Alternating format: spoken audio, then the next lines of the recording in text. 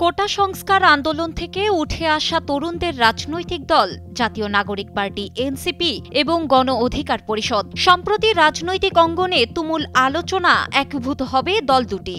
এর আগে দল দুটির একত্র হওয়ার কথা উঠলেও নানা প্রশ্নের মুখে অনিশ্চয়তা তৈরি হলে থমকে যায় সিদ্ধান্ত। এবার সেই অনিশ্চয়তাকে পাশ কাটিয়ে নতুন করে আলোচনার দুয়ার খুলল দল দুটি।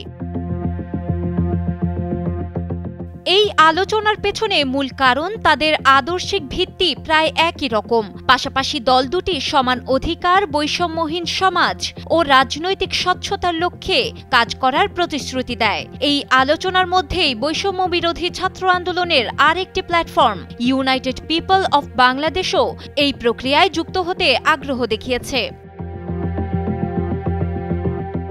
রাজনৈতিক বিশ্লেষকরা মনে করেন, তারা যদি একত্র হতে পারে তবে তাদের রাজনৈতিক প্রভাব উল্লেখযোগ্যভাবে বৃদ্ধি পাবে। বিশেষ করে আগামী জাতীয় সংসদ নির্বাচনে একটি শক্তিশালী বার্তা দেবে এই ঐক্য।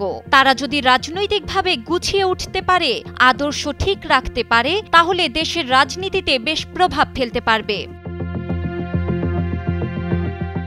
তবে সব সম্ভাবনার মধ্যেও আছে বিরাট চ্যালেঞ্জ। ঐক্য প্রক্রিয়ার মূল প্রশ্ন নেতৃত্ব ও সাংগঠনিক কাঠামো নির্ধারণ নিয়ে। এনসিপি চায় তাদের আহ্বায়ক নাহিদ ইসলামকে প্রধান রেখে গণ অধিকার পরিষদের সভাপতি নুরুল হক নূরকে একটি সম্মানজনক পদে রাখতে।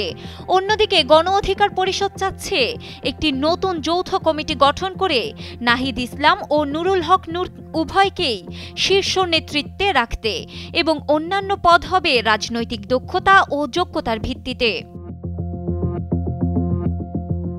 নতুন দলের নাম কি হবে তা নিয়ে গুঞ্জন ও আলোচনা আছে প্রচুর। তবে আপাতত জাতীয় নাগরিক পার্টি নামটি ধরে রাখার প্রস্তাবেই বেশি জোরালো।